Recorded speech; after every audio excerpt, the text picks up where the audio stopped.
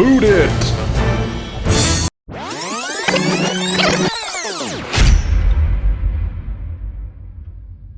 Hey everyone, I'm Ron Swallow, and welcome to Reboot Rewind, the official after show for Reboot It. Today we have the whole crew here talking about our reboot of 80s sci-fi law enforcement procedural, Knight Rider. So let's we got Billy Business. Hey. We got Ed Greer. Hey. We got producer Bill.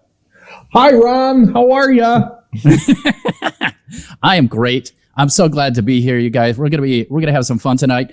How did Knight Rider come about? Do you guys remember how we decided to do this? This was an Ed Greer joint. I think it was. There was one.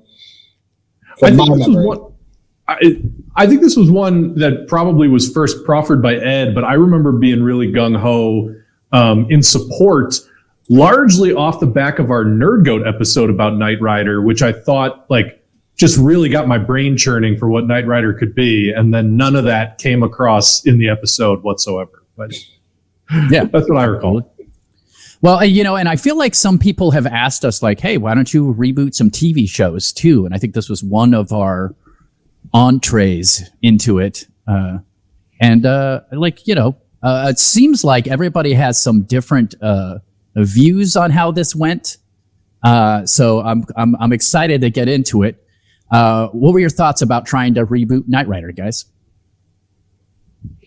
I echo Bill's sentiments in regards to it seemed like there was a lot of there to some people, and there was no there to other people. And then when we got into the middle of it, there wasn't even any there to the people who thought that there was a there. And then it just started a weird spiral. I think, not weird spiral, but it took us a long time to get going because the acceptance of the concept as viable took 40 minutes. I don't know if it's that. I mean, I feel like it took forever for us all to get on the same page about what the concept even was. And I'll cop to this as much as anybody, because I think I came into this thinking hold on to your butts, we're going to make a kick-ass sci-fi action movie. And I know Ron came into this thinking we're going to make a goofy, silly comedy. And I just felt like we were all talking at cross purposes. This one's a weird one because I came into this one super jacked up, feeling like this is going to be a good episode, and then it turned out to be probably my least favorite episode we've ever done. Okay. Ditto. Okay. Ditto. Interesting. And you, Billy? I mean, yeah, I alluded to it on an earlier rewind, but in terms of even though episodes that maybe aren't my favorite, at the end of the day, I'm like, oh yeah, I would see that. This is the only movie we've ever pitched where I would not go see this. I would not watch this on HBO Max. I find nothing about this appealing, and I take some responsibility for that. I think there was a point that I was trying to make, which was any movie that's or TV show that centers around a technology for me is really tough, because at some point that technology is not going to be as groundbreaking, and it's going to feel stale, and it's going to feel obviously, I made the kind of the connection that it's well, my car talks to me, and I know that didn't go over so hot, but I think the point that I was trying to make was, when you look back at the Apollo space program back in the late 60s, early 70s, a computer took up a whole room. Yeah. And now we carry around more sophisticated computers than that in our pockets. So with Kit, at the time, that car, it's wow, this car talks and does all this cool stuff, and it has a personality. I'm not saying that my car has a personality and a thought process like Kit, but the distinction between NASA computer and iPhone and Kit and my car today is not the same. I feel like Kit is reasonably within 10 to 15 years where you could hold a somewhat valid conversation with your car. So the whole point I was trying to make was I don't get the concept of this car is so cool, because to me this car is 10 years away from being pedestrian. Well, here's another question I have for you. Do you like hot rods? I'm not a car guy at all. And I think the problem was for me, I asked my friend Carlos, who's a fan of the show, and he does the Racial Draft podcast. I was like, man, you watch this. What happened? He's like, I think the moment that Ed said, if you don't understand how good of a concept is, like, you don't get anything. It's like, I think you just shut down. And I don't think I shut down, but I do think that I was trying to find any avenue to respect Ed's love of Knight Rider, because I knew that this was one that you cared about and I didn't want to toss it aside. And I almost feel like the first 40 minutes were me trying to I was like, all right, if we got to do this car, is there some way that I can care about this car? And it never happened. Yeah, Well, it's interesting because I really like this episode, of course, because finally you guys listened to me and made it funny. Because I honestly think that was the only way to go to make it not a big deal. Like, because Kit talking and being advanced technology that is maybe a police thing is not that big a deal, just like you said, because at some point we're probably going to have something like that. You're not wrong.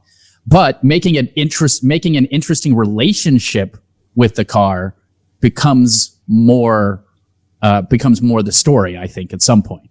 But, Can I draw a distinction too, just to bring a little bit more nuance to this? Yeah. When I say this was my least favorite episode, I actually think that the pitch that we ended up going with isn't bad as a pitch. And I see what you're saying, Ron. Like, it takes advantage of some of the inherent goofiness of Knight Rider and sidesteps some of the more, some of the stuff Billy's talking about, just the problematic anachronisms of Knight Rider. That said, I firmly believe that if that movie was made, it would bomb hard. yeah. And to me, that's where I think this fails. It's not that it's not a good story. I just think that movie would be a huge turd. I agree with you, but I also just, like, from my standpoint, like, I don't think it's that good of a pitch. I think this is us at our most pedestrian, phone it in. Like, this, when I look at this looks very much to me like a very similar pitch in style and tone, not plot, but to that Charlie's Angels that came out last year, 2 years ago. Like, this reads to me exactly the same. And I'm like, there's nothing about this that feels inspired. There's nothing about this that feels like we had an aha moment. This feels like we were running down the clock. And again, like, I take responsibility for a lot of that one. Well, I didn't know your last line was going to be that, because what I had preloaded was, let me yes and that. So I don't want to yes and that you're a failure and you messed it up, and I hope that doesn't come across on tape or whatever, because I would hate for that. And maybe Look, I'm going to edit this so it makes it look like you are saying that about Billy. Well, no, but dude, all I'm saying is, for me, the part where Billy Business shut down was when we rejected My Father the Car. That to me was like a big deal. I think you put a lot into the My Father the Car pitch, trying to make it better than that, which you did, but better than My Father the Car still wasn't good enough for our group at that moment. But you're so right about us running down the clock, and you're so right about us not having any real aha moments. There was I watched these episodes almost narcissistically. And there wasn't any moment where we're all throwing our heads back and all the teeth come out and we look like Muppets. That's a sure sign of a good episode. One or all four of us at some point doing something like that to really show the joy of, wow, we got it. There was none of that the entire episode, not at any point. We were competently Tetrising the disaster. You know what That's I mean? a great way to put that. That's hilarious. But other than that, we weren't really doing anything inspired. We were keeping ourselves alive, but it wasn't inspired, I think we talk a lot in these rewinds about sort of picking the right lane, how a reboot can be many things. And like the first choice we have to make is what lane to pick. And I'm just not convinced that making this essentially a requel come parody, really, is the right lane to be in for Knight Rider. I just don't know if it is. And so I sort of think this was doomed from the jump. Can I take full responsibility for that part? because I was pushing really hard for the 1982 car, and Ron was too, but it wasn't about us being old fogies, because you gray-haired bastards ain't that much younger than us. I'm really just saying, the part of being stuck, I think what I was stuck on was the reboot that they did for NBC recently, like 2013 or something. Mm-hmm. And they made it a new car to make it into the future. They made the personality of the car slightly more prickly and have its own sort of agenda, kind of like what I was trying to do. They did a lot of things that were just like, this is just now. But they also did the requel crap, which I discounted that. I'm just saying I heed on trying to make it a new car, trying to make it new, like something this goofy would be the new hot thing. That was just anathema to me for some reason. I got infected by how goofy it was. So then I started going, well, I don't want to be serious about this. The last thing I want to do is come across as the guy who's like, no, He-Man's sword is 72 inches long, etched in Ethereum steel. I didn't want to be that guy about stupid ass Kit. So I was trying to maybe funny eyes it from that angle of the anachronisms too much right from the get-go, and didn't accept Bill trying to make it, what if someone made this now compatible with all new technology, a Fast and the Furious car that was a real supercar right now with a cool person driving it? That makes some sort of sense, but that sounds like a pile of shit to me. That sounds terrible. Well, I would never ever go to that. Like, I literally wouldn't. But here's the thing. Boring. I definitely wasn't trying to Fast and Furious this up, but the only agenda I had coming into this episode was I really felt like we needed to rewrite the world. Like, Kit is stuck in, to Billy's point, really, in this 1982 version of sci-fi, where it's like, the world is going to be slightly like ours, but we're going to heighten all these sort of weird white collar terrorists who are, passing microchips between them, even though nobody knows what that means. And within this milieu, this talking car that drives really fast and is indestructible is like, oh my God, it's from the future. And that's just not the world we live in anymore. And so I felt like we sort of needed the blue sky, blank slate. What world is this movie taking place in? Which we never really stopped to do. We just sort of, from the jump, assumed it was going to be in our world, and then very quickly, our world in the present day. And then from that, well, let's keep the 1982 version in our world in the present day. And it was just a cascade of choices that's, for me anyway, just kind of lost me every time we made one. Okay, well, let's get into the pitch so that you guys can talk about how shitty it is. Ron's getting a little defensive here. Hey, it was the first time that I ever got my way, and that you guys hate it sucks, but that's okay. Oh. Back in the 80s, a small California town tried a new way of policing, one dependent on non-lethal technology and AI built into a supercar of the future. But the car has too much personality. The project is too unique, and the program is deemed a failure and shelved. Kit languishes in a police warehouse for years until an accounting accident causes the dormant supercar to be sold at a police auction to a young nerd played by Jimmy O. Yang, or Ben Schwartz, or Will Poulter, or Joe Keery, or one of the bazillion of people that we came up with. But this young nerd doesn't just need a car for transportation. He plans to use it to run drugs because his mom is very ill. Well, he's trying to make money for his dying mom. She's got the diabetes. Needs some insulin shots. He's got to go get her some oatmeal. Yeah.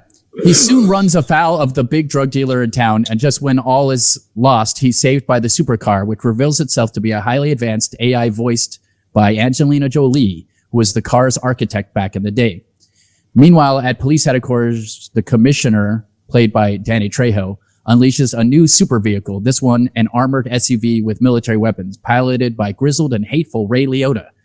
Ray Liotta's battle truck is voiced by the calm sociopathic tones of John Malkovich. So Ray Liotta is the super truck, starts using excessive force to take out drug dealers in the area, but it also destroys the homes and property of the good people forced to live next to them. It operates with no regard for law or due process, and its new target is our hero. In the end, our hero, Angelina Jolie, and Jimmy O. Yang, her trusty sidekick, use ingenuity, teamwork, and oddly, I'm not letting you write these ever again. and oddly enough, compassion to defeat the evil car and arrest Ray Liotta for his crimes. In the end, Jimmy takes the car to meet its maker, Angelina, in physical form. She gets to see that her work in the 80s was not in vain, and that her belief that one person, and yes, one supercar, can make a difference, and that policing is more than responding with overwhelming force and violence. Then if John Peters had his way, Jimmy and Angelina would make out. The end. That part is wonderful. Woof. And correct. Woof. That was worse than I remembered it. That's because Ed made it worse. No, I No, didn't. you did. No, I didn't. No, Absolutely hold did. on. There's Hold no on. comedy in this at all. You put no I comedy. disagree. That was chock full of comedy. Yeah, I disagree with you, Ed. I think you wrote that in a what way was funny? because you didn't like it. No, I did. that's You totally did. incorrect. No, it's not. No, the reason it reads like that, and I'm not. It's because you didn't. I'm not think trying it to was attack. anything I'm not funny trying to attack Billy or good here. about it, I'm so not you try- made it no, the way you wanted. Dude, the entire group spent Sure. 50 minutes deciding whether or not it was a concept. I maintain that happened. And once we started making decisions and actually went down a path, again, as I was saying before, we Tetris the disaster and we slapdash this shit together. The damn thing doesn't have a love interest. We didn't cast his mother with the diabetes. We didn't cast any other scientist or anybody for the people to defeat. We didn't do anything to supply this with a story. So the fact that I was able to make it coherent at all is a miracle, like unto the Big Bang. Yeah. So you didn't make it as bad as it. Look, you hate it. You wrote it like you hate it. I made This is it how you do shit, Ed. I know you. cohere. You're my best friend. I made and I it love you, but this is cohere. the shit you do. If you don't like something, you either change it or you make it the way you want it to sound. That's what you fucking did. There was comedy in this because it was funny that some goofy nerd was trying to run drugs in a supercar. That Is shit that is not hilarious. what was written in the script, Johnson? No. Is No. that not what was in the script? I No. literally said that. I said he bought the car to run drugs. And then I sidestepped You the said fact. that. Yes. No, Sidestepped the fact that there was comedy in the idea that some nerd decided to buy a supercar on accident and got to be with a weird, crazy car while he's trying to run drugs, which he was also terrible at, by the way, which is hilarious because he's terrible at running drugs. He's got this weird, crazy supercar. So I have to make, The so car I would has have to to save make him. up a scene. Hold on. I would have to make up a scene. all shit we that talked we about. never talked about Yes, in that we did. episode. Yes, we no, did. I would have to do more invention than Leonardo da Vinci, bro, to do all I'll this. go what you're rewatch talking it, but I'm about. 100% positive. We talked about how funny I it would be watched for this them to 3 interact. times. You're talking to somebody who knows this on a cellular level. And I am telling you, the mononucleotides or whatever the hell, the peptides you think were there, that the covalent bonds or whatever, are You not. mean the comedy? Yeah. Uh-huh. It So, wasn't. let's go through It it. wasn't because we spent 40 minutes deciding whether it was my father the car or Dukes of Hazzard. Jesus. All right. Michael Knight. If I can interject real quick, hold on. If I can interject real quick, we did a lot of talking about how it would be funny. We did do that, but we didn't really come up with a lot of funny scenes or funny material. It was all just theoretically like, this would be really funny. And whether or not that's reflected in the loquacious plot summary that Ed wrote, I can't say. But I just want to play referee a little bit. That's because you guys are nicer than me. Look, defeat the evil And don't- car and and don't like to arrest talk Ray as much. Liotta for his crimes is the best sentence that's ever been uttered on Well, Reboot. that part was great. I will admit that. And I totally enjoyed the if John Peters had his way, Jimmy and Angelina would make out. That I part have to was say, fantastic. by the way, the John Peters on this one, a lot of times the John Peters, it's either something that it's like, oof, we really got to think on this, or, you know, like Billy, you said, like this one, you know, it'll help push us. This one was just like, oh my God, just put the cherry on this poop sundae. Like this is. All right, cool. To be fair, But dude, come on, Ron. Are you telling me that like that wasn't like the job was hard enough at that point? Hard. That was so hard. So then it's like to make out with like an old woman was just like, what are we doing? What are we doing? This is such a like. This doesn't help. I guess it didn't hurt, but it doesn't help. Well, dude, but again, Hey, I'm sorry, Ed. I disagree with you still. I am But- sorry for my outburst. I just want to say that. I want to make that clear. I'm Ed, sorry for my outburst. Your outbursts are great. Whatever. Now Let's look. be clear. I 100% believe that you totally wrote that in a way with a tone because you didn't like it. Dude, don't pretend. I know you. I know you. Made the Ray Liotta character. I mean, I didn't make it, but you know, I when we came up with Ray Liotta, when Billy came up with Ray Liotta as the evil cop character, Yeah. and we all embraced that. That is part of the pitch. That is one of the few things we actually did. A young nerd with the car at the auction. Your idea of the car at the auction. As you can see in this entire show, nobody's making fun of that particular idea. Now, Billy, it puts it in the trash can for Billy because it's a Redbox movie to Billy at that point. When you get the supercar that you just got out of a box or something, like you open a box that says Fragile and it's a supercar, Billy's out. And that's just what it is. It's just like, again, it's not bad, but it's just like, yeah, that sounds like a Bumblebee or a Transformers or any other, like it doesn't have an ounce of like, ooh, it's just like, yeah, that sounds about right. The drug running thing is hilarious. I'm sorry. Intentional or not, like, it's funny. Oh, I think it was intentional. I mean, I thought that it was was funny. Yeah. Somebody who looks like they wouldn't dealing drugs and being bad at it and then having a supercar save him. To me, that was funny, but I totally get it. So, cast Michael Knight as a dork, Jimmy O Yang, I guess. Yeah, right. I mean, I think we just had him be somebody else, but Kit, Angelina Jolie, Dr. Bonnie, also Angelina Jolie, evil cop, Ray Liotta, evil truck, John Malkovich, police chief or commissioner, Danny Trejo, Jimmy's mom. Not at all. The Danny Nobody. Trejo as a police chief, like that doesn't track to me at all. Oh, that was definitely a contribution by me because I just felt if we're in a like more It's or less funny. southwestern or northern California town and your police chief looks that corrupt, you know, it's just funny. I thought it was funny and I was trying to make it funny. And again, all of that was trying to strive to get away from the preloaded pitch that I had that I didn't never tell you guys at all because it's dumb, but would make this movie seeable, would be a guy who's good at his job, a good super agent. And then they all, what do they do in every movie? They give the super agent a car and the car does whatever the super agent wants to do. And this is the time that it doesn't. And this adventure is based on a really competent person having to deal with this total X variable of this thing that they gave him that isn't acting right or whatever, or some stuff like that. And it's a buddy cop, like, I don't know. It's Lethal Weapon with It's a like- car. Actually, That's sounds what I funny. would do. Jason Statham, Melissa McCarthy movie, though. I mean, that's essentially the setup there. Again, but that's why I didn't say it because it's just as terrible as everything. And I didn't want to give I like myself it. over. And I didn't want to give myself over to the concept that guy with supercar is terrible because we've been watching it. Maybe this is the reason we've been watching it for 20 years with James Bond, but James Bond really can't fight. He lucks into half of his stuff before Daniel Craig's physical self came into the role, lucks into half of his kills, and his car gets destroyed in 2 seconds. I would just love to see a movie where James Bond gets to be cool the whole time, fight really good, do a little parkour, maybe be a Fast and the Furious character or an Ethan Hunt rather. And then his supercar can talk and drive up walls and do all kind of stuff. And the stuff that they're fighting needs all of that at the end. I'm sorry, that movie gets out of the red box to me.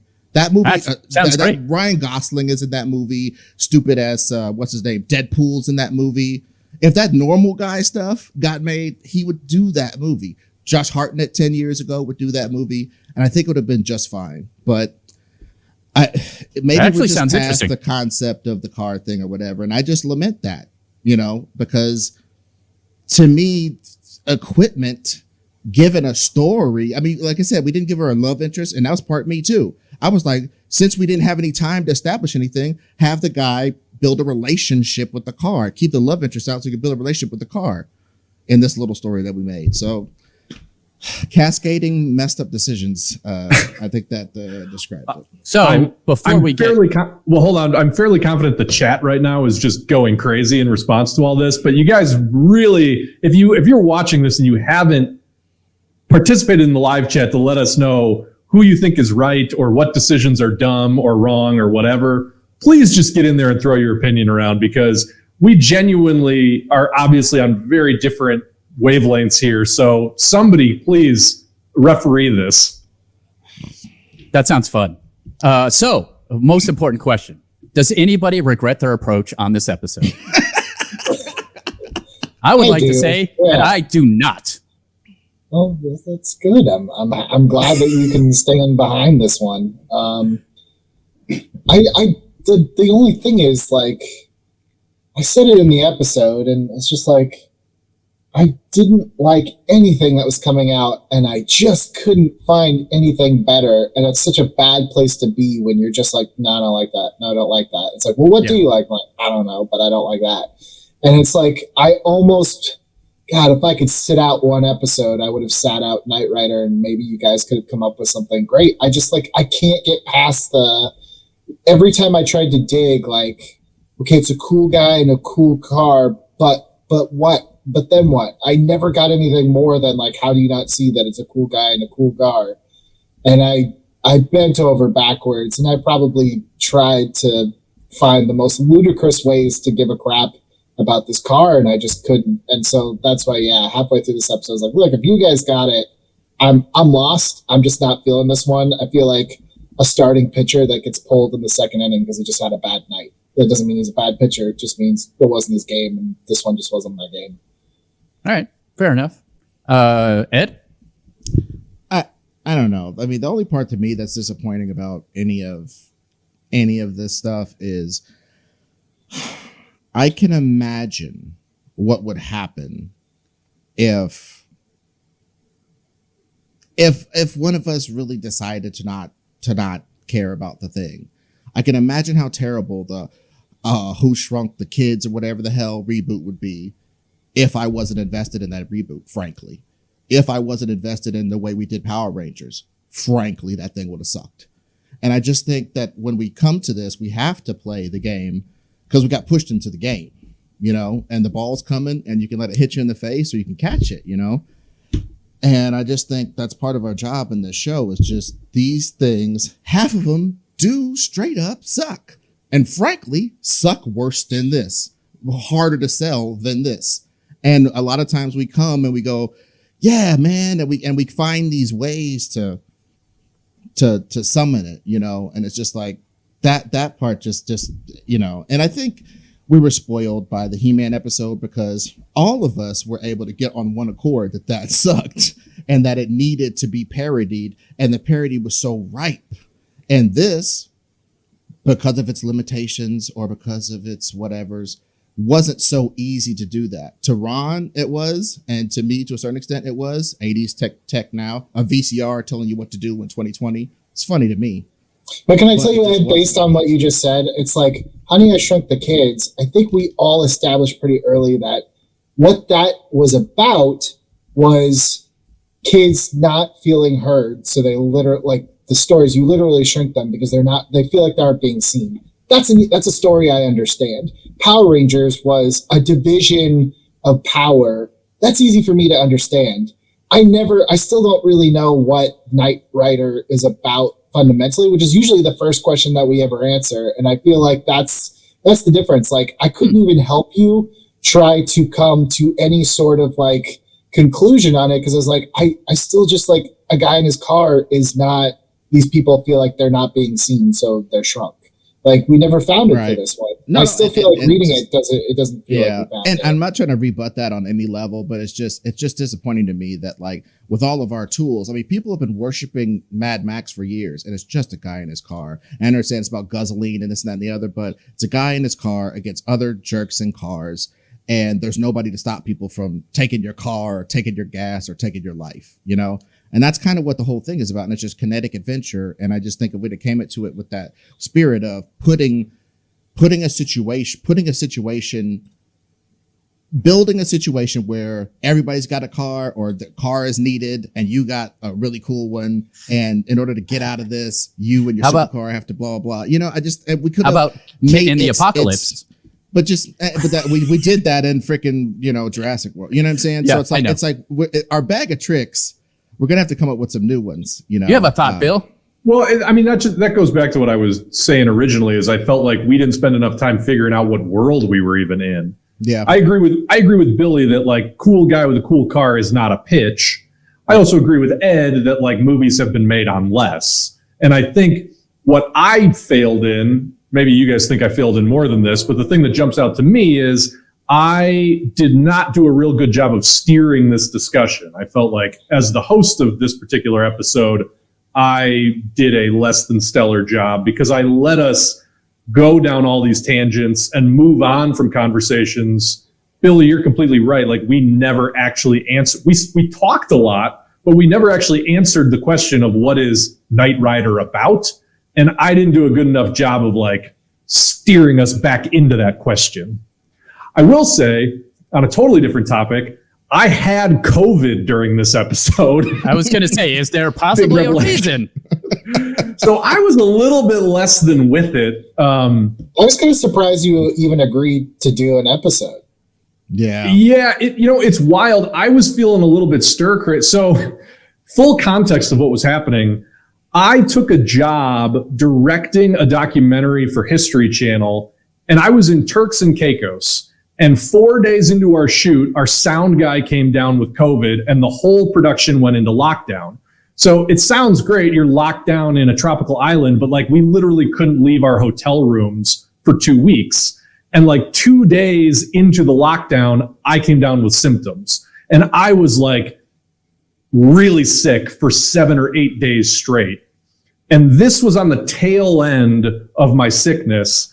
And I feel like I was a combination of stir crazy and just loopy and out of it.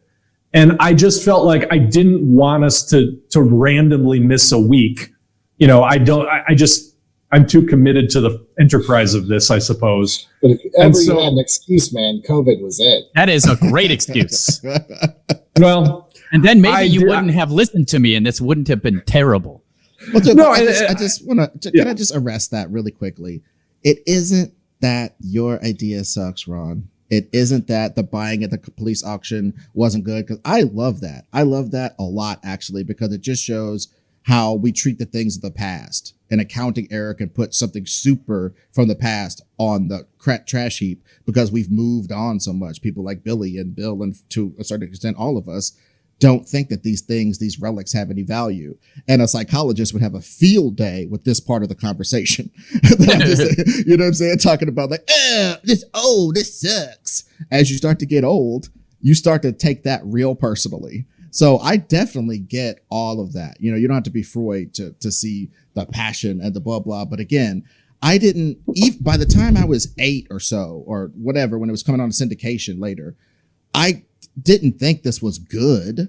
I thought it was interesting to see a car do this stuff. You know what I mean? It wasn't, oh, this is great. Oh, brava. This is all, I've never heard an aria like that. No, it had a great theme song.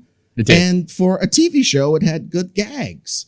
And I just felt if we had brought that spirit of fun to it, of TV show up to movie level, good gags in any direction, spy direction, parkour direction, Fast and the Furious direction, future war, anything with a good spirit in the direction would have been fine. But what we did wasn't that. And I'll take responsibility for filibustering a bunch of crap in it.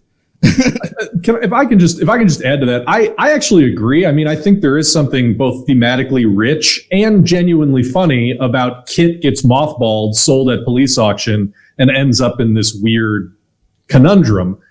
I think though that it so does not take advantage of what you could do with the property. And whether that's the sense of fun or whatever, I just feel like in a world, look, I think one of the smartest things I've ever said on this show, I said in this episode when I said Knight Rider was already remade and it was Person of Interest on CBS, because that is true. And that show was both brilliant and long running and just did a ton of interesting crap with the idea of a sentient AI and a mercenary type going out to stop crime. And for us to not be able to take that general setup and come up with something genuinely thrilling as a blockbuster. It almost felt like we were waving the white flag going down the road of it's like a quasi-parody comedy. So let's get to some comments, guys. Huh? Sure. I'm hungry, man. I want to eat some dinner. This is Knight Rider all over again. I'm like, all right, let's just go. I feel like I have to apologize. I'm sorry, guys. Here you go. Comment. Charles Clark. I felt like this was less of a smooth ride and more of a rough backwoods drive with no all-wheel drive, LOL. Felt like you guys struggled to bring together a concept, and even in the end, I was a little confused about what you came up with. It probably doesn't help that I have no connection to the material, but I'm still looking forward to your work every week. Charles, I was there. I'm confused too. I don't know what happened. And that's why I took it so personally, Ron, when you attacked my script, because like I said, man, I was knitting a quilt while falling down a skyscraper on this one. In regards to trying to pull the stuff we did and try to make it cohere, because we went down a bunch of back roads. We were bootleggers in this damn episode. So all I'm trying to say is that part really set me off and maybe caused the outburst earlier. So please refrain, because frankly, that's what we pitched. I know you may not be satisfied with it, hearing it in the cold light of day.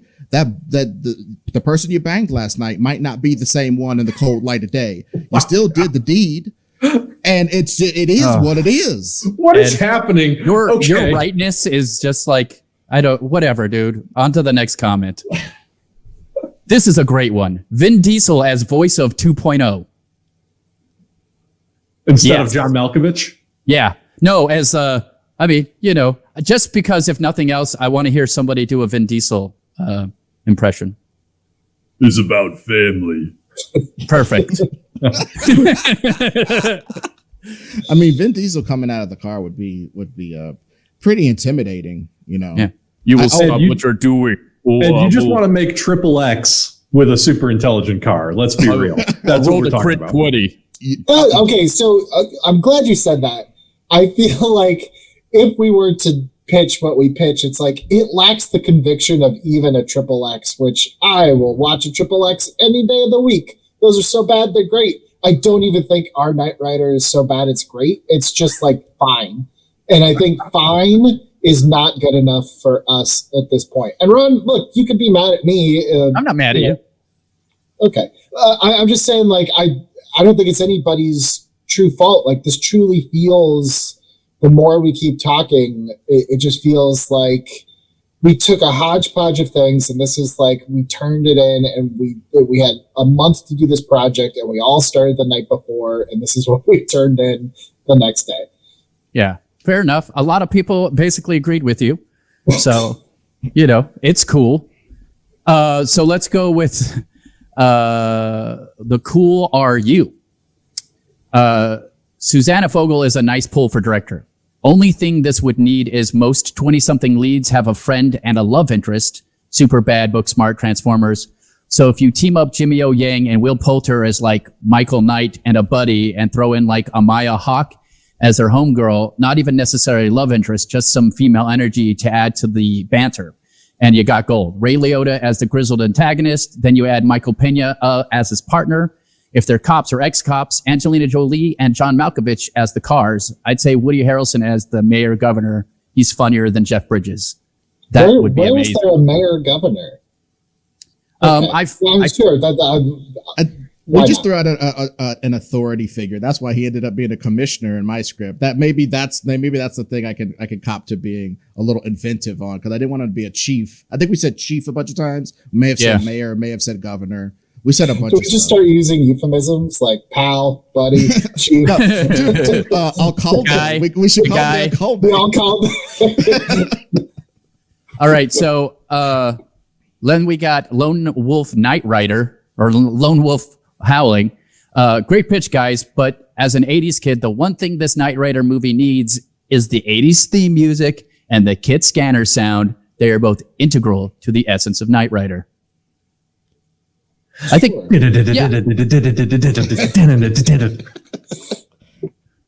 you go. I think it's like that's like your end credit song. Send them out with a theme. They did that with the the first Mission Impossible movie. They did a lot. Send them out on the theme song there, remember, and send them all happy. That's like when Jimmy O Yang like sacks up and decides I'm going to go take out Ray Liotta and John Malkovich, and he puts his hand down on the gear shifter. That's when that 80s synth tune comes in. You're like, oh man, we're in Act 3 now. Sounds like the weirdest Mad Lib ever. You know, when Jimmy O Yang's done kissing Angelina Jolie and then gets Ray Liotta. Fair enough. Fair enough. All right, we got Suze Vera coming up. This is a good one. I like putting advanced law enforcement and a crime lord on the same path to get Kit. Hilarious to see Kit setting them up to fight each other so he can escape with Michelle. Peters would love that. I'd also like to see Kit hack into a fleet of modern cars for an action scene. I dig Billy's love interest with a little spring-fall romance or Pena. Bless you, Ed, for mentioning Measure of a Man. Picard punts by arguing that we don't know enough about Data's unique form of life to make a binding legal decision about his rights. As if AI started to be within reach, Trek comes along and asks us to look at a future tech through our own past. Could this inspire some heart in your Knight Rider comedy? Yeah, see, we had I don't want to say wasted a bunch of time, but we had gone down a bunch of roads. We had tried to coalesce a bunch of ideas. So we really didn't have time to fine tune little unimportant things like theme. So I think that really messed us up in regards to, like, I think the theme was the law enforcement thing. So don't get it twisted. And that was great. And I think that mostly comes from Bill, because Bill's a dirty commie. And no, but I mean, Bill's always thinking on that level of like, look, what does this say about the world? And I love that even when we build a new world, we're always still commenting on our world because it is our sphere of, knowledge. So I like that part. My favorite part about the comment section in this is we had a couple of people who were clearly watching and then commenting as something happened. Yeah. So I put a couple of those together. This is from Jacob Blonde. If I find they don't cast Arnold Schwarzenegger as the car at the end of this video, I will shit. Michael Madsen should be the bad cop and the voice of the bad car, and it's weird sexually charged conversation every time they talk. And Billy's pitch of Michael Knight being the car would finally allow the title of Knight Rider to make sense. That Michael Madsen suggestion is gold. So, and then I love being inside you, car. Oh my God. He's talking to Jimmy O Yang's car. He's like, you gonna bark all day, little doggy? Or you gonna bite? The whole script is just compiled of Michael Madsen lines from other movies. That's all he says. All right, so now I'm coming around to thinking that you guys are right about me about this being bad. So let's go to, just because you so far all of you have suggested something I think would be better all through this conversation. So now that I know that there's some other things that would be better, that, by the way, could still keep comedy in it. Ed, the one you mentioned earlier, I feel like that could keep comedy in it, because the idea of some super cop having to deal with a car that's kind of doing whatever it wants, that could be funny. Like, there could be some funny stuff in that. Anyways, so as we admit that it's better than a Tesla, I think we might have had something there. But again, we might have ended up in the red box either way. Yeah. So then we had Jonathan Simmons. Making Knight Rider a comedy is a terrible idea. It should have some comedy in it. Knight Rider needs to be a drama, suspenseful, action, sci-fi action, and light comedy. Well, this is the same commenter that earlier somebody said, why did you guys rule out a woman to be Knight Rider? And he said, that's a big hell no. Yes, he did. That was actually Navo Burgers, I believe. Oh, wait. Yeah, right here. Is there a reason we have to make the Michael Knight character a guy? Because if not, I think Florence Pugh, even if you don't agree with the choice, why limit yourselves to just males? I'm sure Peters wouldn't mind.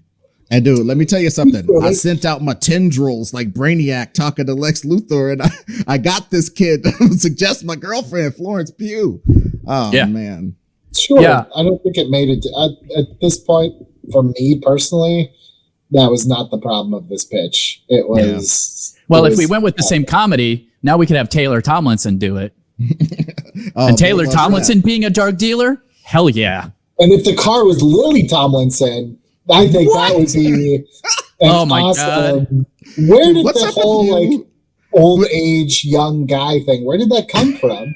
Well, because I the don't- car is so old. The car has been like in a warehouse old. for 30 It years. was like the 80s. Like it was this. That was another thing. That was just like, Wait a what are minute. you doing? A hot woman in the 80s is going to be in her 60s right now. We did the math. And then we Yeah. cast Angelina Jolie, though. So what she got to do? Slather on some of that Saturday Night Live Eddie Murphy going to be a white man makeup? But you're acting like a 60-year-old woman cannot be like super attractive, as if my girl Mary Steenburgen doesn't exist. I Yeah, think I was we about to all say. agreed that Mary Steenburgen is super hot. What's Yeah. up with you and these squinty older ladies? You just mentioned two straight squinty older ladies, Lily Tomlin, and Lily That's Tomlin. tight. What can I say? And oh my god! Oh my god! Ugh. I like the big ladies. You like squinty old ones. Hey, we're learning each other. Yeah, No Awesome. kink shaming here, guys. that's right. Well, this last comment is bananas. It's from a real life, like in-person friend of mine.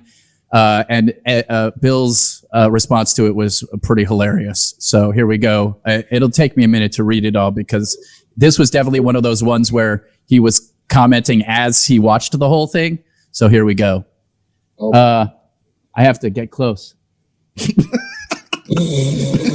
I get it. They have Cars AI and using it in entirely too objective crime fights. can I just take over from we're you? Taking I'm this better one eyes. out. Ron, I can read it. Oh, My okay. eyes are better.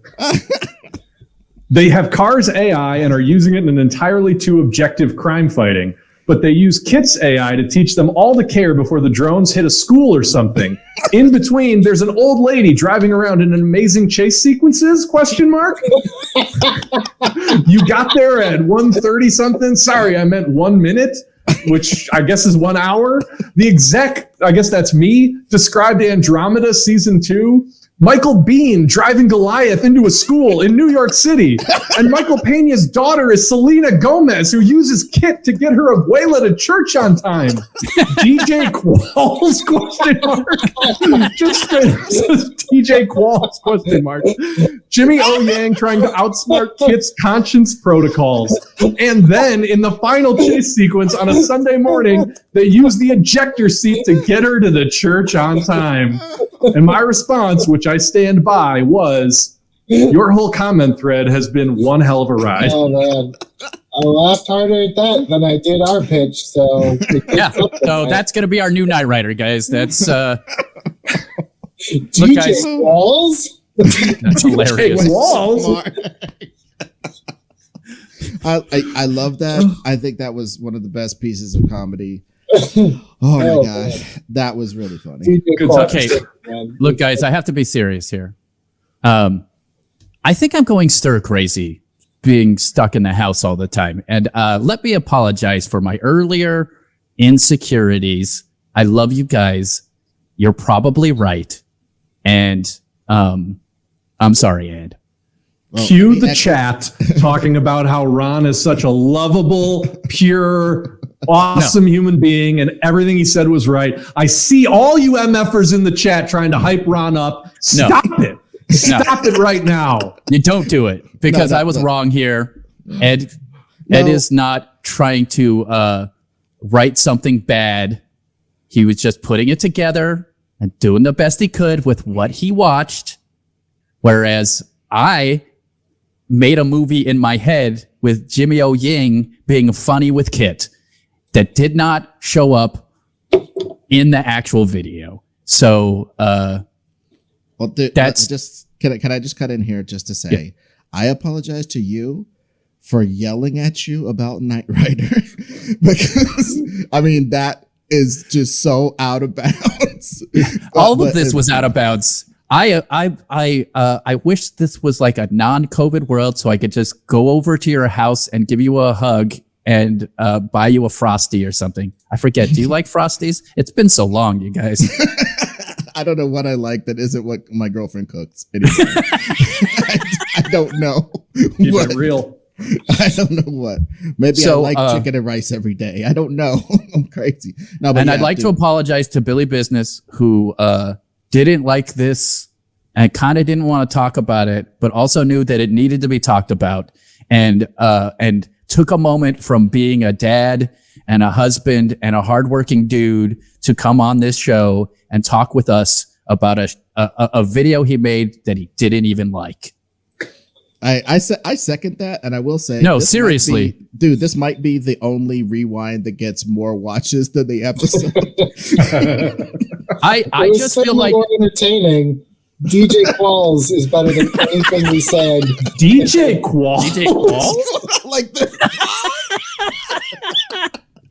That's great. I wish this was one that I loved. I do. Like I almost feel guilty in a way, because it's like I wanted to bring the same level of enthusiasm and respect to this as I felt that you guys had brought to Power Rangers, which I felt was equally ridiculous, and somehow we found a way to make it cool. And I wanted to do the same here, because I knew it was important to at least, end run. And I know this is not a me thing, we're a group, but I just couldn't get there. I could never get there. And I felt like the more that I tried, the further I was kind of driving a wedge into getting anywhere.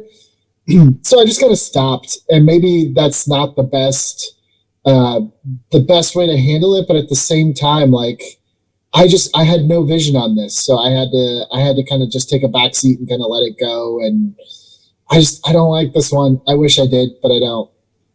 Well, and it's hard to sometimes figure out like how to like things.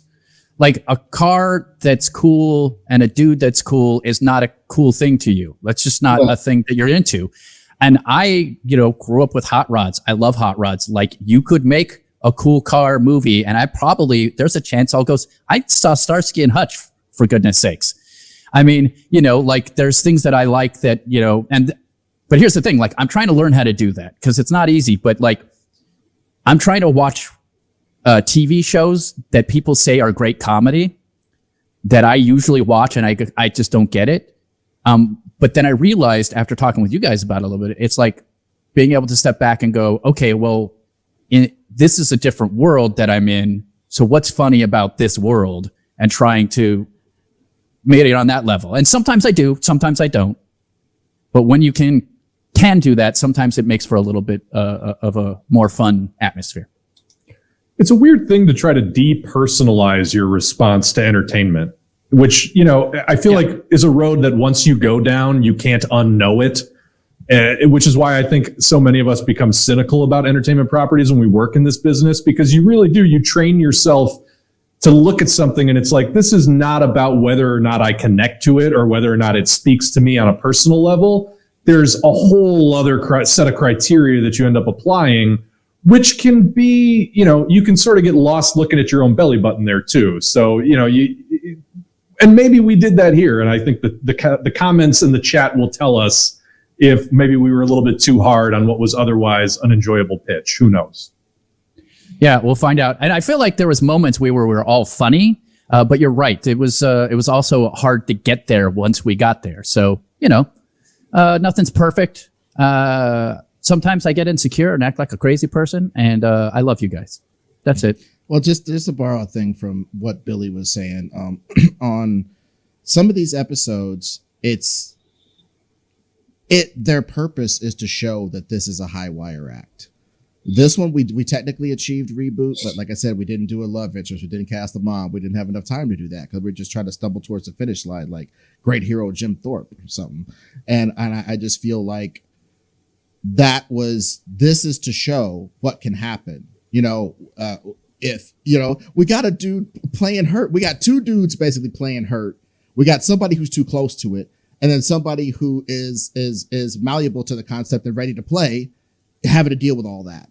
and it equals a weird episode. And it's just, it shows I don't want to hype us up too much, but it shows like the razor's edge between these things that are beautiful and these things that are merely serviceable and would probably bomb. And to Bill's point, that's another reason why I'm just always on is it a viable property? If we made this reboot, would it come? And Billy even said in this episode, this might bomb. That is the only criteria by which I think we should take we failed, that this movie might bomb. That Jurassic stuff we did would not bomb. Once that thing went around the world, that wouldn't bomb. That damn Star Wars, I'm talking box office more than regular Star Wars, and they would notice it. They'd be like, damn, this is amazing. I think a lot of our pitches would blow the doors off. This one would nestle right next to other movies that start with K that you scroll by on Hulu that are for free. And it's just, we don't do that. We don't normally do that. And I think that's kind of borne out. So it's not to diss it. It's to say this is a high wire act, to Billy's point. Fair enough. Fair enough, guys. So for one of the more awkward reboot rewinds, made awkward by me. I appreciate it. I love you guys. On behalf of myself, Ed Greer, producer Bill, and Billy Business, we want to thank you guys. Walls? And DJ Qualls. We want to thank you for watching and being part of our community. Tell some people too, by the way. Get out there. Tell your friends. Discuss how great we are or how we failed you, or maybe talk about DJ Qualls. Either way, we love interacting with you, and we'll see y'all next time. Bye.